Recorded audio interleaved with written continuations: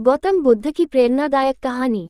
जन्म और त्याग। सिद्धार्थ गौतम, जिन्हें बाद में भगवान बुद्ध के नाम से जाना गया, का जन्म 563 बीसी लुम्बिनी, नेपाल में हुआ था।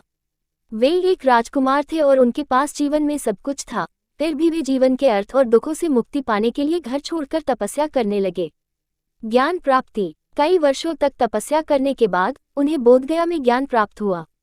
उन्होंने 4 आर्य सत्य और मध्यम मार्ग की शिक्षा दी, जो जीवन जीने का एक नया तरीका था। शिक्षाएं। भगवान बुद्ध ने जीवन जीने का एक नया तरीका सिखाया जो अहिंसा, करुणा और क्षमा पर आधारित था। उन्होंने सिखाया कि दुख जीवन का एक हिस्सा है, लेकिन इसे दूर किया जा सकता है। उन्होंने लोगों को मध्यम मार्ग पर चलने के लिए प्रेरित किया, जो अतिवाद से बचता है।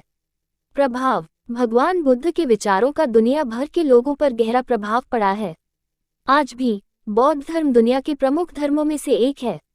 प्रेरणादायक कहानी। भगवान बुद्ध की कहानी हमें सिखाती है कि हमें कभी भी हार नहीं माननी चाहिए। हमें दूसरों के प्रति दयालु और करुणामय होना चाहिए। हमें क्षमा करना सीखना चाहिए। हमें जीवन में मध्यम मार्ग पर चलना चाहिए। एक प्रेरक कहानी। एक बार एक व्यक्ति भगवान बुद्ध के पास गया और उनसे पूछा, जीवन जीने का सबसे अच्छा तरीका क्या है?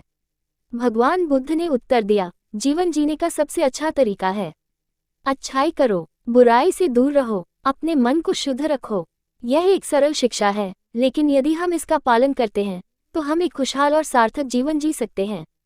निष्कर्ष। भगवान बुद्ध एक महान शिक्षक और मार्गदर्शक थे।